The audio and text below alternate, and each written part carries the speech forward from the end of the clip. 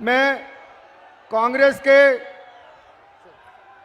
सातों प्रत्याशी सबसे अनुरोध करूंगा कि सम्मानित राहुल गांधी जी का, सातों उम्मीदवार राहुल गांधी जी का स्वागत करेंगे। सिद्धार्थ कुशवाहा जी, रश्मि पटेल जी, राजिंदर सिंह जी, रमाशंकर प्यासी जी, नीलांशु चतुर्वेदी जी, कल्पना वर्मा जी, धर्मेश गई जी, हमारे सातों कांग्रेस के प्रत्याशी सम्मानित राहुल गांधी जी का स्वागत करेंगे। और जिला कांग्रेस कमेटी के अध्यक्ष दलीप मिश्रा जी और मकसूद अहमद जी, और जिला कांग्रेस कमेटी के अखिल भारतीय कांग्रेस कमेटी से प्रभारी परवीन कुशवाहा जी और प्रियदर्शन गौर जी राहुल गांधी जी का स्वागत करेंगे। मैं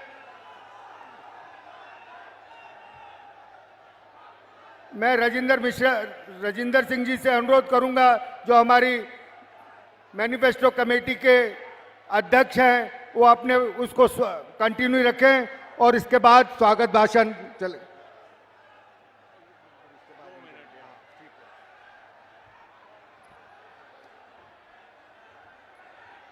कांग्रेस के नेता, राष्ट्रीय नेता और एक कर्मयोगी, गरीब जनता, सर्वहारा, पिछड़ों, दलितों की लड़ाई लड़ने वाले परम सम्मानीय राहुल गांधी जी, कमलनाथ जी, आदरणीय हमारे प्रदेश मध्य प्रदेश अखिल भारतीय कांग्रेस कमेटी के महासचिव आदरणीय सुरजेवाला जी, सचिव सीपी मित्तल साहब, मंच पर आसीन सभी नेतागण और सामने आए हुआ ये जन सैलाब, आदरणीय भाइयों, बहनों, नौजवानों, सत्य और असत्य की लड़ाई हर युग में लड़ी गई है। रामायण काल में, त्रेता युग में राम और रावण की लड़ाई लड़ी गई है। राम सत्य के पक्ष में थे और रावण, अहंकारी रावण कहां खड़ा था ये आप जानते हैं। द्वापर युग में पांडवों और कौरवों की लड़ाई लड़ी गई। पांडव का सत्य में के पक्ष में थे और कौरव असत्य के मार्ग पर चल रहे थे। आजादी के समय गांधी जी के नेतृत्व में आजादी की लड़ाई लड़ी गई। महात्मा गांधी बापू सत्य के पक्ष में थे, उनके साथ मोतीलाल जी नेहरू, जवाहरलाल जी नेहरू, सरदार वल्लभ भाई पटेल, मौलाना आजाद आदि नेता थे। और जीत हमेशा सत्य के पक्ष की होती है। आज जो दलितों की लड़ाई, सर्वहारा की लड़ाई देश में लड़ रहे हैं, वो राहुल गांधी हैं और जीत हमेशा सत्य की होती है। जीत राहुल गांधी की होगी।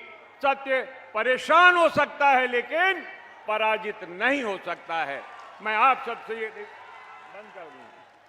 सबसे निवेदन करना चाहता हूं, सातों विधानसभा क्षेत्र के लोग यहां एकत्रित हैं। अब मैहर और सतना जिला अलग अलग हो गए हैं। राहुल जी, माननीय रणदीप सुरजेवाला जी, आपको हम लोग भरोसा दिलाते हैं इस कार्यकर्ताओं की तरफ से कि सातों विधानसभा में विजय पताका कांग्रेस की लहराएगी। कांग्रेस की सरकार मध्य प्रदेश बनेगी और ये लड़ाई भाजपा से प्रदेश की जनता लड़ रही है। बहुत बहुत धन्यवाद। जय हिंद।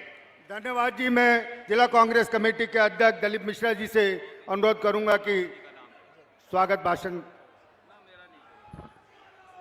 हमारे हिंदुस्तान के नेता, जन जन के लाडले नेता, अखिल भारतीय कांग्रेस कमेटी के पूर्व अध्यक्ष आदरणीय राहुल गांधी जी, हमारे प्रदेश के इंचार्ज महासचिव, हम सबके नेता आदरणीय रणदीप सुरजेवाला जी के साथ सभी मंच पर विराजमान सभी सम्मानित साथियों, आज हमारे सतना जिले में हमारे देश के नेता आदरणीय राहुल गांधी जी पधारे हुए हैं। मैं आपका स्वागत करता हूं, वंदन करता हूं, अभिनंदन करता हूं और आपसे उम्मीद करता हूं कि आने वाले समय में सतना जिले में कांग्रेस पार्टी का झंडा पार आएगा और आपके नेतृत्व में कांग्रेस पार्टी की सरकार बनेगी। जय हिंद, जय कांग्रेस पार्टी। तख्त बदल दो, ताज बदल दो, तख्त बदल दो, ताज बदल दो। जय हिंद, जय कांग्रेस। धन्यवाद अध्यक्ष जी। मैं सतना से विधायक भाई सिद्धार्थ कुशवाहा जी से अनुरोध करूंगा कि समय का ध्यान रखते हुए कृपया यहाँ पे आए हुए सभी समस्त सतना जिले के कांग्रेस जनों को और सभी निवासियों को संबोधित करें। सिद्धार्थ कुशवाहा जी।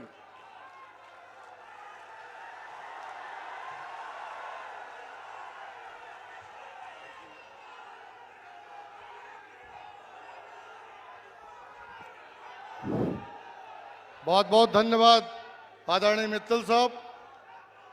भैया थोड़ा शांति। दोस्तों हम सब सुनने आए हैं राहुल जी को। हम सब इकट्ठा हुए हैं आज। राहुल जी हमारे बीच बहुत दिनों के बाद, 5 साल के बाद हमारे इस धरती पर आए हैं। सबसे पहले मैं आपसे प्रार्थना करता हूं, ताली बजा के जोरदारी से स्वागत करें आदरणीय राहुल गांधी जी का। आज इस चुनावी सभा में आप लोगों की उपस्थिति को देखकर हम और हमारे साथ बैठे तमाम मंच पर नेता, तमाम हमारे पदाधिकारी, तमाम हमारे एक एक कार्यकर्ता साथी, सबका हौसला मजबूत हुआ है।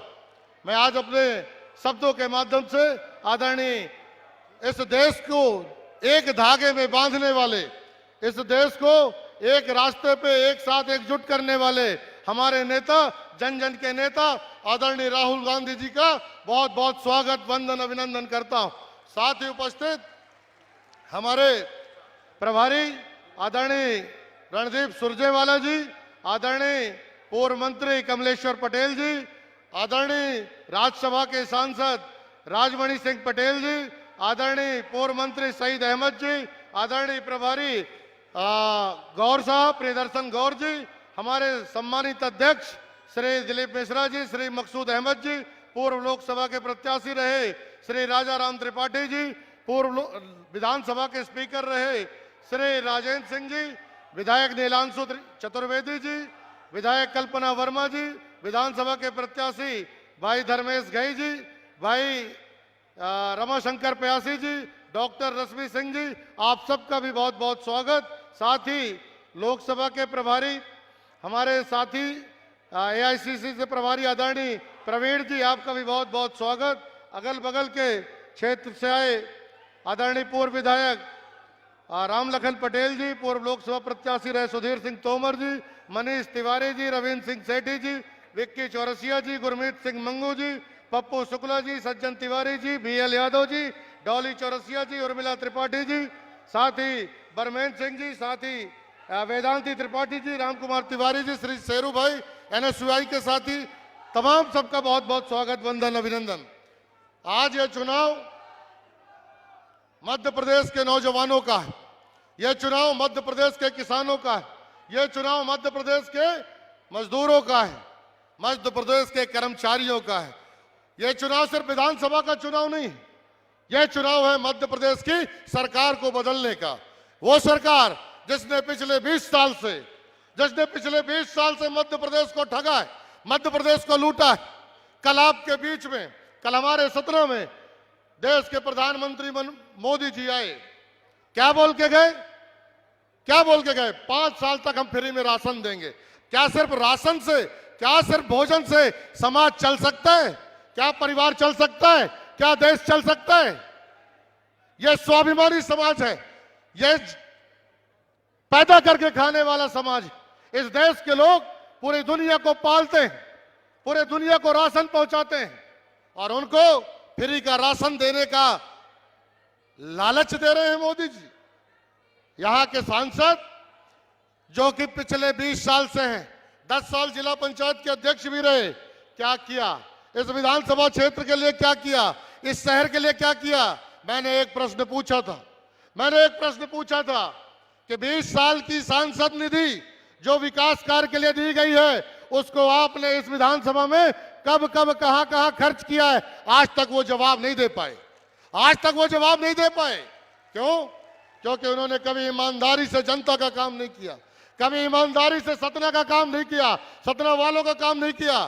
स्मार्ट सिटी की बात करते हैं, स्मार्ट सिटी को आज भ्रष्टाचार का अड्डा बना दिया, भ्रष्टाचार का अड्डा बना दिया, लूट का अड्डा बना दिया।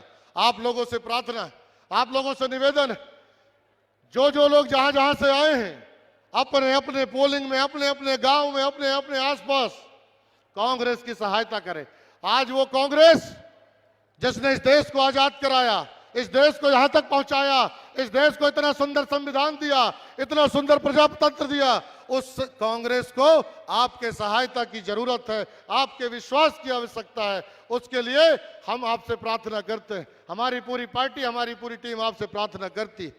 ये वही कांग्रेस जिन्होंने खुशी खुशी फांसी पे चढ़ने से भी मना नहीं की, खुशी खुशी से फांसी में चढ़ गए।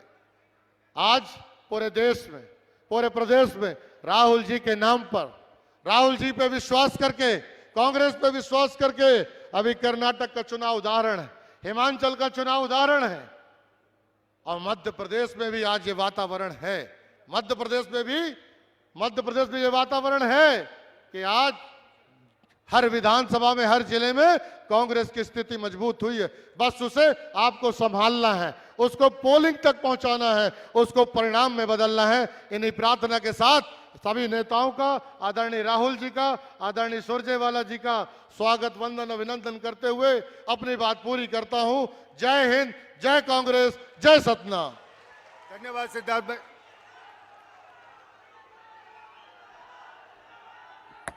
साथियों, एक ऐसे शख्स जो 3,500 किलोमीटर कन्याकुमारी से कश्मीर तक इस देश में फैली बेरोजगारी के खिलाफ चले, इस देश की महंगाई के खिलाफ चले, इस देश में प्रेम का संदेश देने के खिलाफ चले, आदरणीय राहुल गांधी जी, एक नारा लगाएं, राहुल गांधी, राहुल गांधी। धन्यवाद। रणदीप सुरजेवाला जी, मनीष तिवारी जी, राजा राम त्रिपाठी जी, हमारे कैंडिडेट्स सिद्धार्थ कुशवाहा जी, नीलांशु चतुर्वेदी जी, कल्पना वर्मा जी, राजेंद्र कुमार सिंह जी, रामशंकर प्यासी जी, धर्मेश घाई जी, रश्मि पटेल जी, कांग्रेस पार्टी के हमारे सब कार्यकर्ता, भाइयों और बहनों, प्रेस के हमारे मित्रों, आप सबका यहां बहुत बहुत स्वागत, नमस्कार।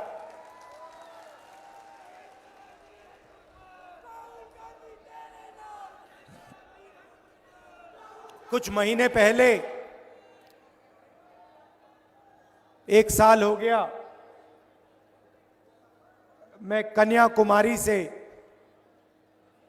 कश्मीर तक 4,000 किलोमीटर आपके साथ, देश की जनता के साथ पैदल चला।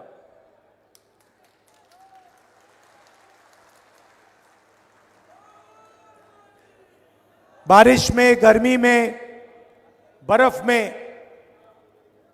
हजारों लोग एक साथ भारत जोड़ो यात्रा में चले।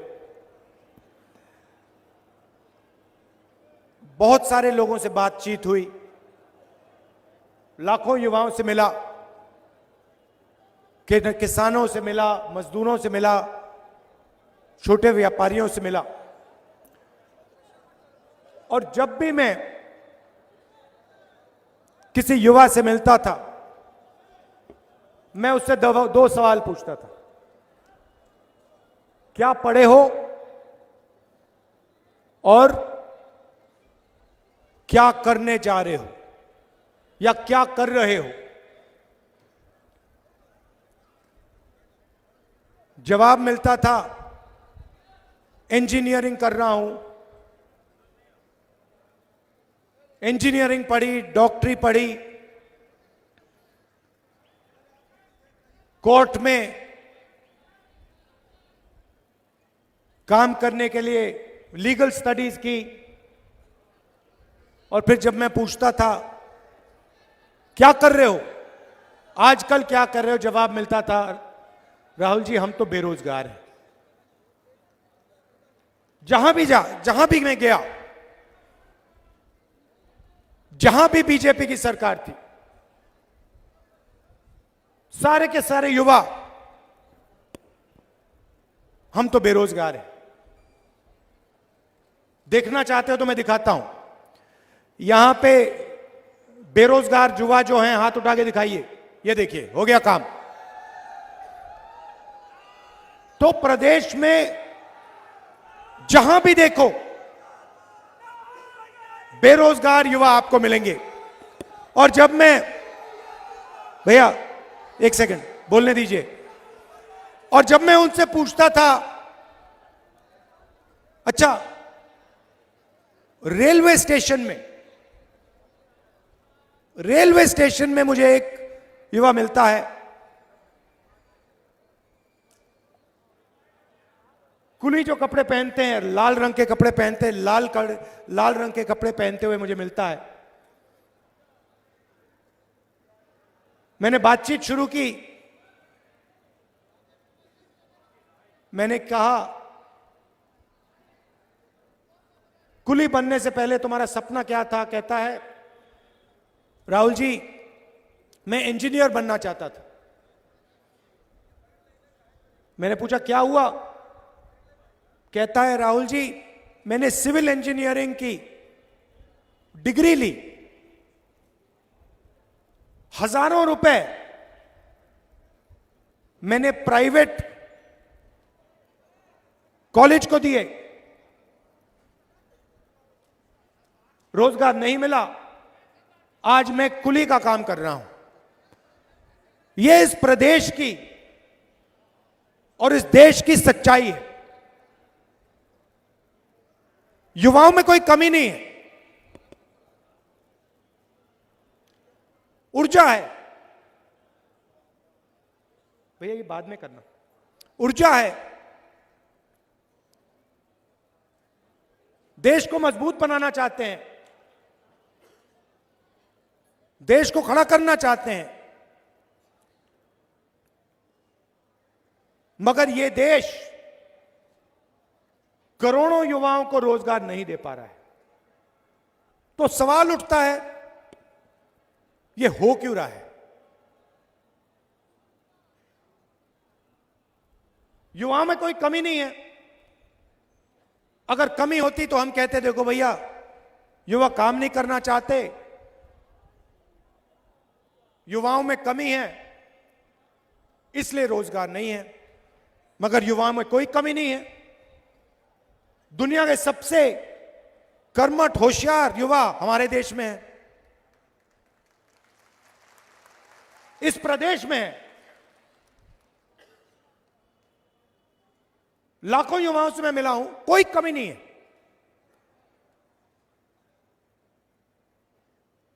बहुत अच्छी समझ है, ऊर्जा है, मगर रोजगार नहीं। तो सवाल है क्यों नहीं? भाइयों और बहनों, रोजगार बड़े उद्योगपति नहीं देते, रोजगार छोटे व्यापारी जो स्मॉल एंड मीडियम बिजनेस चलाते हैं, जो small scale medium scale manufacturing करते हैं, जो दुकान चलाते हैं, ये लोग रोजगार दिलवाते हैं। ऐसे हिंदुस्तान में पहले लाखों छोटे छोटे यूनिट हुआ करते थे।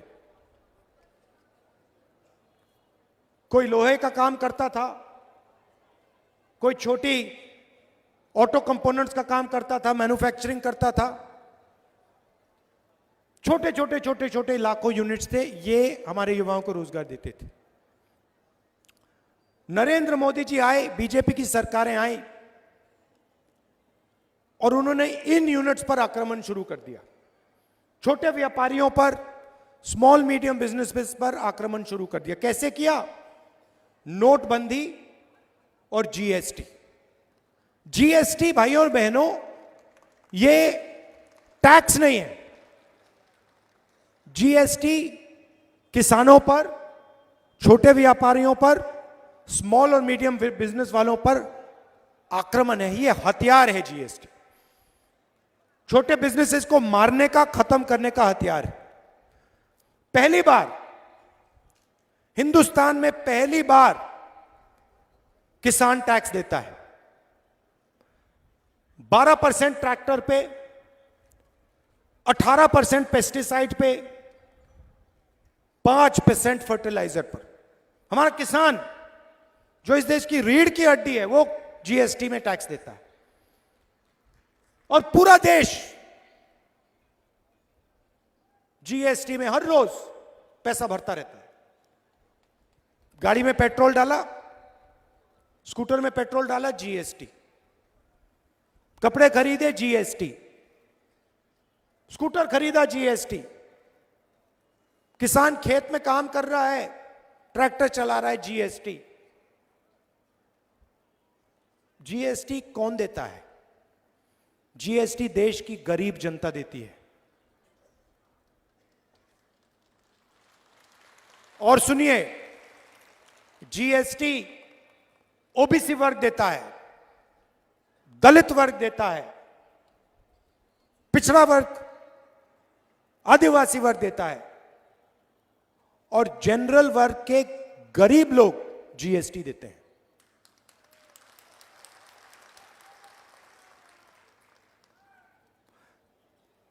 तो बीजेपी की सरकारें क्या करती हैं? आपसे जीएसटी लेती हैं, गरीबों से, और बैंक का पूरा पैसा 3-4 उद्योगपतियों को पकड़ा देती है। अदानी, अंबानी, वो 4-5 लोग हैं। अब मैं आपसे पूछता हूं, 2 तरीके की सरकार होती है। एक सरकार होती है जो गरीबों के जेब में पैसा डालती है। दूसरी सरकार होती है जो 2-3 बड़े उद्योगपतियों की जेब में पैसा डालती है। तीसरी सरकार नहीं होती, बस 2 टाइप की होती है। अब देखिए, कांग्रेस पार्टी ने मनरेगा दिया। मनरेगा गरीबों के जेब में पैसा है, अमीरों के जेब में पैसा है? भोजन का अधिकार गरीबों के जेब में, अमीरों के जेब में? नोटबंदी, जीएसटी, काले जो कानून लाए थे नरेंद्र मोदी किसान के खिलाफ, अमीरों के जेब में पैसा, गरीबों के जेब में पैसा। ये फर्क है। तो मध्य प्रदेश में क्या हुआ है? मध्य प्रदेश की जो नींव थी, जो फाउंडेशन था, जैसे किसी भी इमारत में नींव होती है, उस नींव को बीजेपी ने उखाड़ के फेंक दिया है, उठा के फेंक दिया है, खत्म कर दिया। नींव कौन है? नींव किसान है, नींव मजदूर है, नींव बेरोजगार युवा है, छोटे दुकानदार हैं, स्मॉल और मीडियम बिजनेस जो चलाते हैं वो हैं। और इन सबको पिछले 15 साल यहां पे बीजेपी ने खत्म कर दिया है। छोटा सा आपको उदाहरण देना चाहता हूं।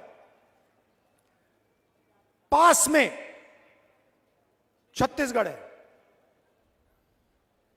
कुछ दिन पहले कैंपेन में मैं 10-15 किसानों से मिला और मैंने एक किसान से सवाल पूछा। मैंने पूछा, भैया एक बात बताओ, आपकी जमीन, उसकी जमीन पास में थी। मैंने कहा, भैया बताओ, ये आपकी जो जमीन है इसका रेट क्या है?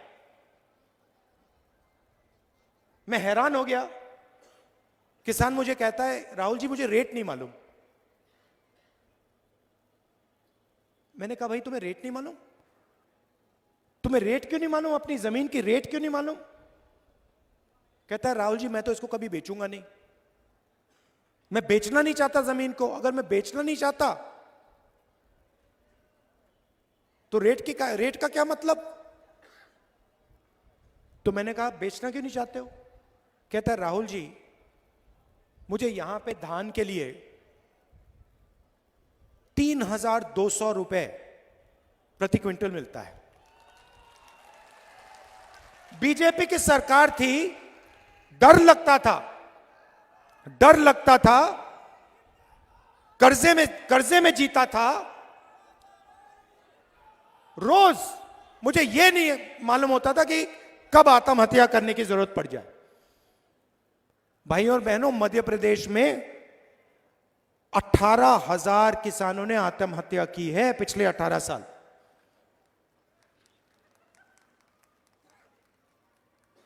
कर्जे के कारण।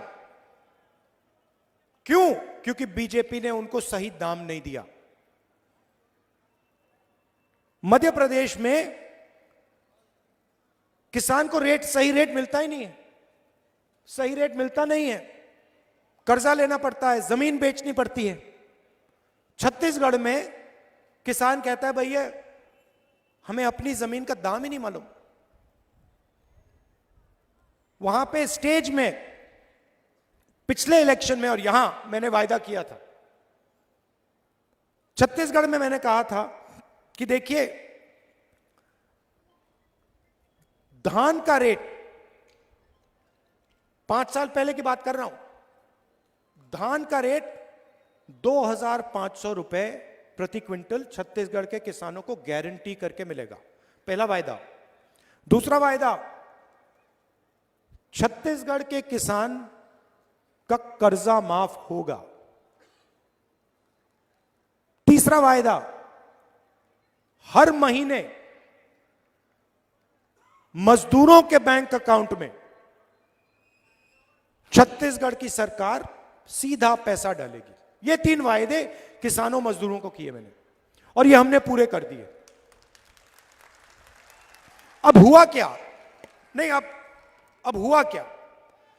बीजेपी पैसा देते हैं अदानी जी को, बड़े बड़े कॉन्ट्रैक्टर्स को,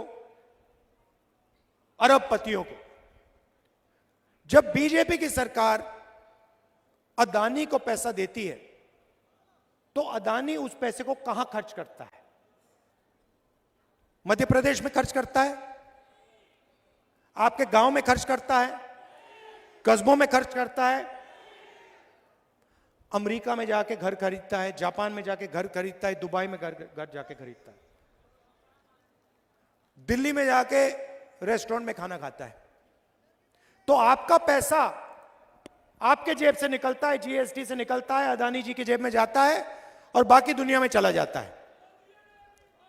और जब हम किसानों को पैसा देते हैं, मजदूरों को पैसा देते हैं, तो किसान क्या करता है?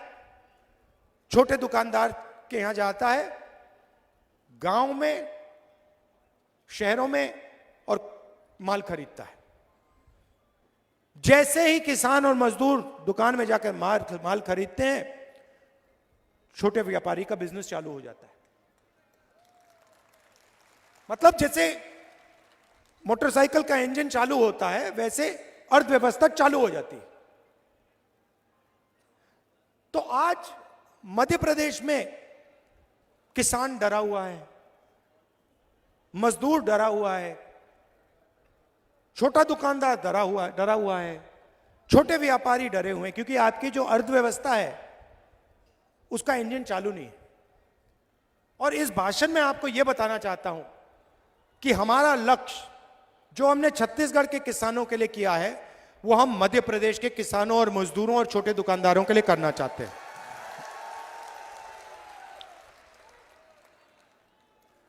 हमने पिछले चुनाव में कर्जा माफी की बात की थी और हमने वो करके दिखा दिया था। और फिर बड़े उद्योगपतियों ने, अरबपतियों ने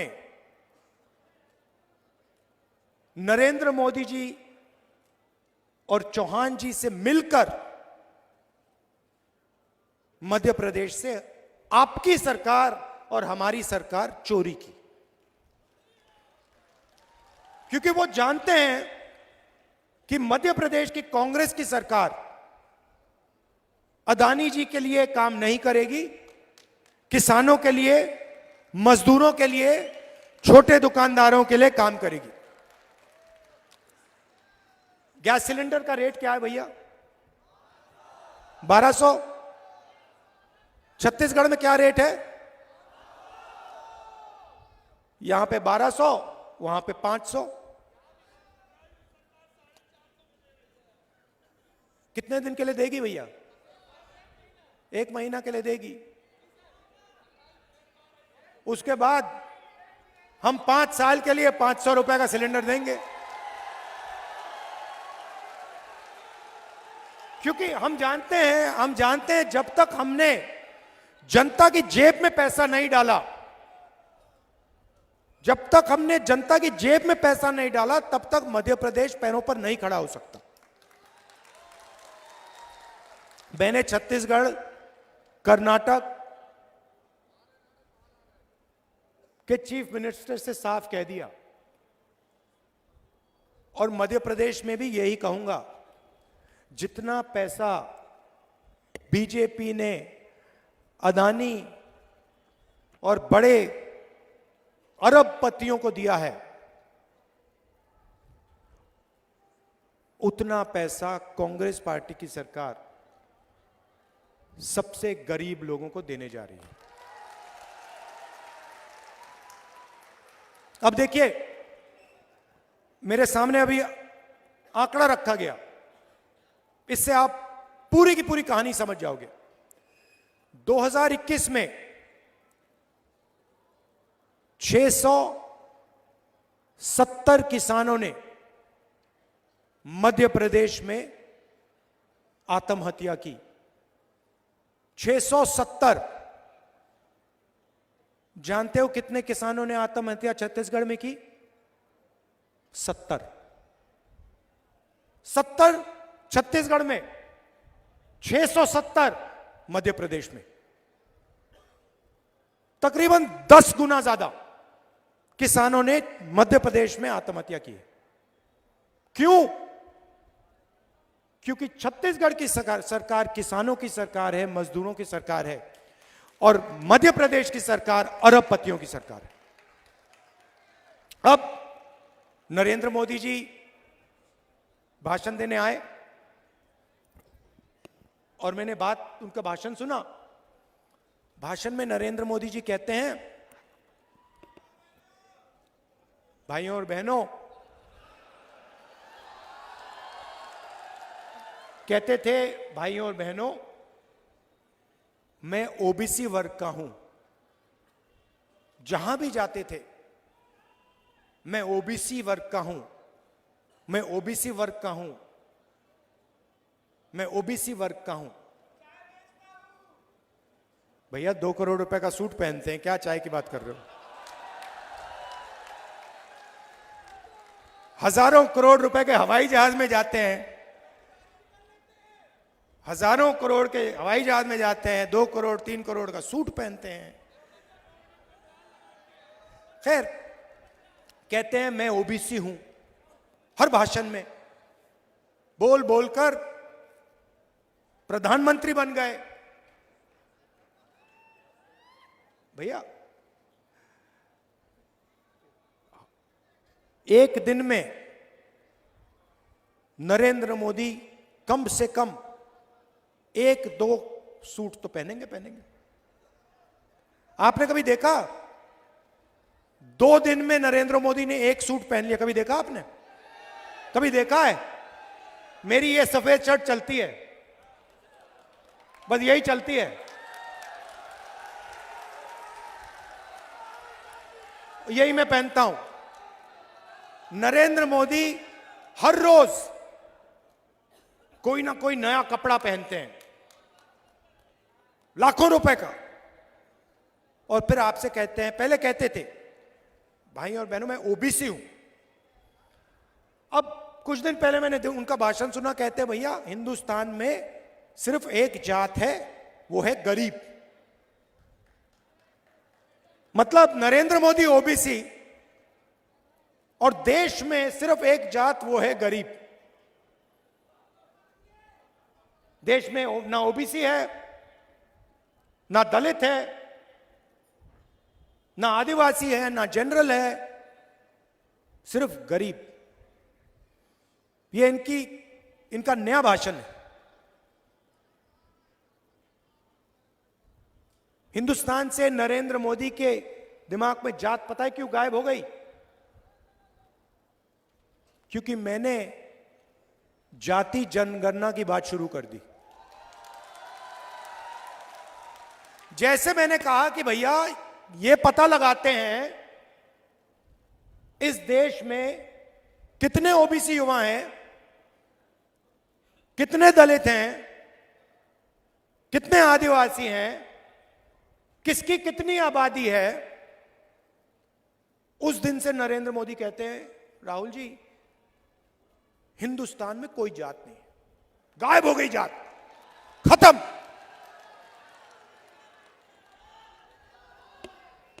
क्यों? क्योंकि वो ओबीसी युवाओं को, दलित युवाओं को, आदिवासी युवाओं को, जनरल युवाओं को देश की सच्चाई नहीं बताना चाहते।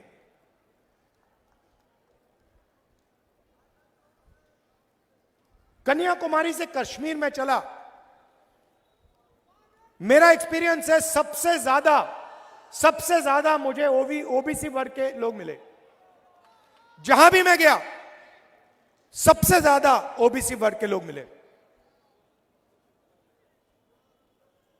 अंदाजे से कहता हूं कम से कम हिंदुस्तान में 50% ओबीसी वर्ग है, अंदाजे से कहता हूं। तो नरेंद्र मोदी जी कहते हैं, शिवराज चौहान जी कहते हैं कि मध्य प्रदेश में ओबीसी की सरकार चल रही है। मैंने आपके लिए आंकड़ा निकाला है। मध्य प्रदेश की सरकार को, दिल्ली की सरकार को एमएलए नहीं चलाते। मध्य प्रदेश दिल्ली की सरकार को सरकारी अफसर चलाते हैं, आईएएस के लोग चलाते हैं। सही? आप किसी भी बच्चे से पूछो, किसी भी युवा से पूछो, क्या करना चाहते हो?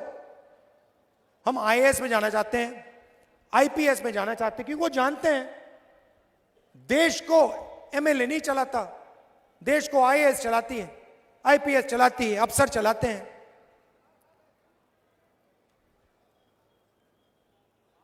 तो मैंने सवाल पूछा, मध्य प्रदेश को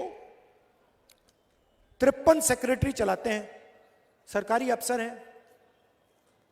मध्य प्रदेश का पूरा बजट जो है, इसको ये 53 लोग बांटते हैं। तो मैंने पता लगाया, मध्य प्रदेश में ओबीसी की सरकार है। मैंने सुना है ओबीसी की सरकार है। तो अगर ओबीसी की सरकार है तो 53 ऑफिसर में से ओबीसी होंगे? नहीं होने चाहिए ना भाइयों और बहनों। 53 में से आप जानते हो कितने अफसर हैं ओबीसी वर्ग के मध्य प्रदेश में? जहां नरेंद्र मोदी, शिवराज चौहान जी आपसे झूठ बोलते हैं कि ओबीसी की सरकार चल रही है, आपको मालूम है कितने हैं? 53 में से एक। 53 में से एक अफसर ओबीसी। अच्छा, मजे की बात सुनो,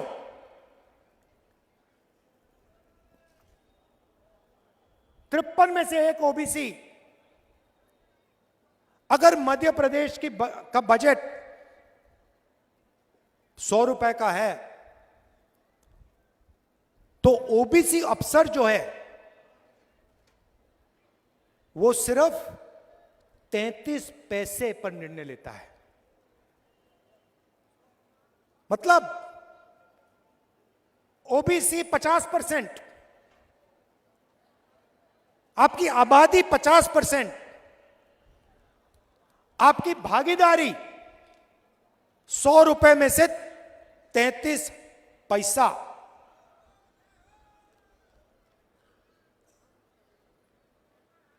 आबादी 50%, भागीदारी 100 रुपए में से 33 पैसा। फिर से सुन लो। और नरेंद्र मोदी जी और आपके चीफ मिनिस्टर कहते हैं मध्य प्रदेश में ओबीसी की सरकार। कैसी ओबीसी की सरकार है ये? कौन से ओबीसी की सरकार है? अगर बजट के सारे निर्णय 53 अफसर लेते हैं और उन 53 में से एक ओबीसी है और बजट का 0.3% निर्णय ओबीसी ले रहे हैं, तो ओबीसी की सरकार कैसे? आपको झूठ बोला जा रहा है।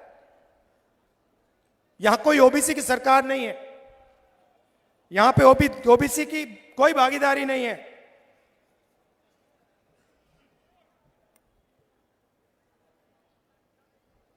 इसीलिए नरेंद्र मोदी जी ने अब कहा है कि हिंदुस्तान में अब सिर्फ एक ही जात है, वो है गरीब। क्योंकि नरेंद्र मोदी आपको सच्चाई नहीं बताना चाहते।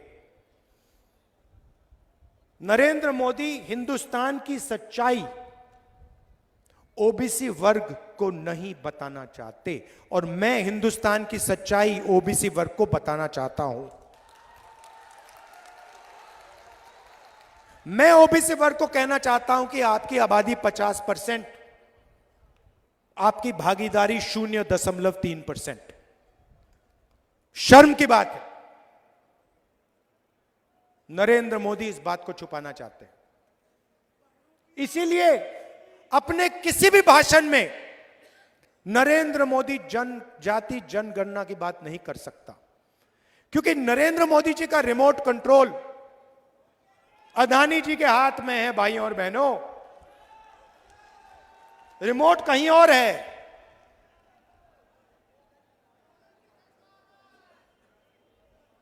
टीवी यहां आपके सामने, रिमोट कहीं और। सच्चाई। तो जैसे ही मध्य प्रदेश की सरकार आएगी, हमारा पहला कदम जाति जनगणना सर्वे मध्य प्रदेश में, और जैसे ही हमारी सरकार दिल्ली में आएगी, नेशनल जाति जनगणना कांग्रेस पार्टी करके दे देगी। होगा क्या? बात समझिए। किसी को चोट लगती है, किसी को पैर में चोट लगती है, पहला काम आप अस्पताल जाते हो, पहला काम होता है भैया एक्सरे करिए। डॉक्टर कहता है जाके एक्सरे करो। एक्सरे के बाद पता लग जाता है कि टांग टूटी हुई। जाति जनगणना देश का एक्सरे है। एक्सरे के बाद हर आदिवासी को, हर दलित को, हर ओबीसी को, हर जनरल कास्ट के युवा को पता लग जाएगा मेरी आबादी इस देश में कितनी है, मेरी भागीदारी कितनी होनी चाहिए। और फिर मध्य प्रदेश और देश का सच्चा विकास शुरू हो सकेगा। जिस दिन तक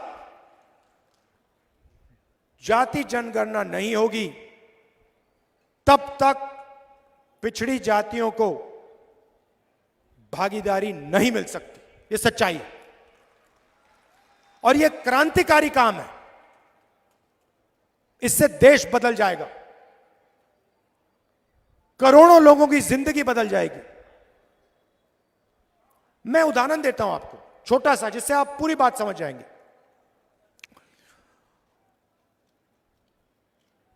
कन्याकुमारी से मैं कश्मीर चला, रास्ते में मुझे हजारों किसान मिले।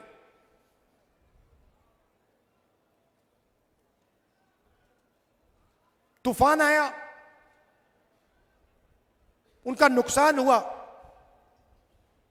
मैंने उनसे पूछा, और मैं एक की बात नहीं कर रहा हूं, मैं हजारों किसानों की बात कर रहा हूं। मैंने उनसे पूछा, भैया एक बात बताओ, ये जो फसल बीमा योजना है, जब आपके खेत में नुकसान हुआ, क्या इसका पैसा आपको मिला? हजारों किसानों ने मुझे कहा कि राहुल जी, जब नुकसान हुआ हम ईमेल करते रहे, फोन लगाते गए, कुछ नहीं हुआ, पैसा गायब हो गया। हजारों किसानों ने। अब सुनिए होता क्या है। बीमा योजना का पैसा 35,000 करोड़ रुपए, हिंदुस्तान की सरकार ने 20,000 करोड़ रुपए दिए, स्टेट की सरकार ने 10,000 करोड़ रुपए दिए, किसानों ने तकरीबन 3-4 हजार करोड़ रुपए दिए। ये किसका पैसा है? ये गरीबों का पैसा है, जीएसटी से आया। आपने पेट्रोल खरीदा, जीएसटी भरी, किसान ने ट्रैक्टर खरीदा, जीएसटी भरी, फर्टिलाइजर खरीदा, जीएसटी भरी, जीएसटी से पैसा आया। जीएसटी से पैसा आया, सरकार ने पैसा बीमा योजना में डाला। आप जानते हो बीमा योजना का पैसा कहां गया? 16 कंपनी के पास। 16 कंपनियों को हिंदुस्तान की सरकार ने पूरा का पूरा बीमा का पैसा पकड़ा दिया। और जब आपको जरूरत पड़ी, आपका पैसा था, सरकार का पैसा नहीं था, मध्य प्रदेश की जनता का पैसा था, पिछड़ों का पैसा था, दलितों का पैसा था, आदिवासियों का पैसा था। जब आपको पैसे की जरूरत पड़ी, 16 कंपनियों ने आपसे कहा भैया नहीं मिलेगा, नहीं देंगे, आपका नुकसान नहीं हुआ।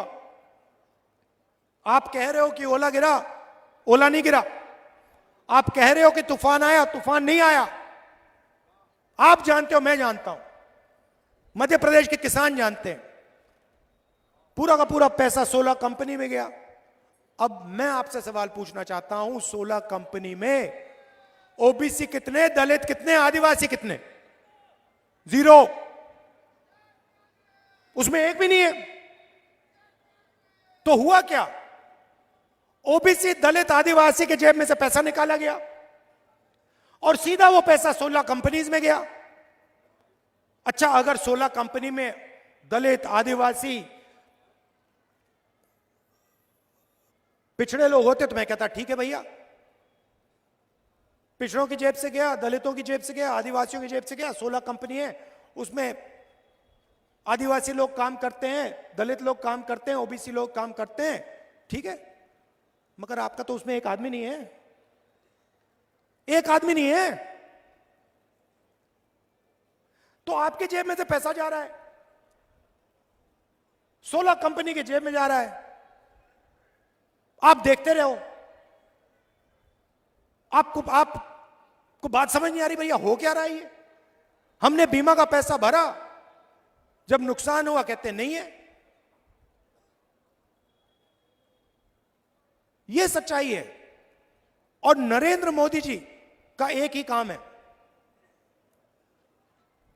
ओबीसी वर्ग की जो सच्ची आबादी है, वो ओबीसी वर्ग को ना पता लग जाए, यह नरेंद्र मोदी का काम है। और मेरा काम है कि ओबीसी वर्ग को पता लग जाए इस देश में कितने ओबीसी हैं, कौन सी जात के ओबीसी हैं। मैं जाति जनगणना को करके दिखा दूंगा। मोदी जी कुछ भी करें, कितने भी भाषण दें, जाति जनगणना होगी। जैसे हमने छत्तीसगढ़ में वायदा किया था, यहां कर्जा माफी का वायदा किया था, कर्जा माफी होगी। छत्तीसगढ़ में 3,200 रुपए धान के लिए मिलता है, हमने वायदा किया था मिलेगा। मैं आपको यहां से गारंटी कह रहा हूं, जाति जनगणना होगी, कांग्रेस पार्टी करके दिखा देगी। आप सबका दिल से धन्यवाद, नमस्कार, जय हिंद।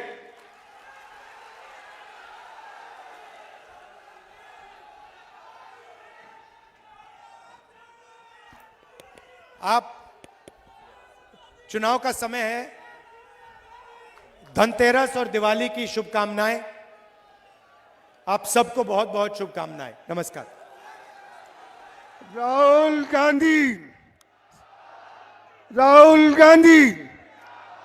मैं जिला शहर कांग्रेस कमेटी के अध्यक्ष मकसूद अहमद जी से अनुरोध करूंगा कि यहाँ पे सबका राहुल गांधी जी का और यहाँ पे आए हुए अपार जनसमूह का स्वागत करें।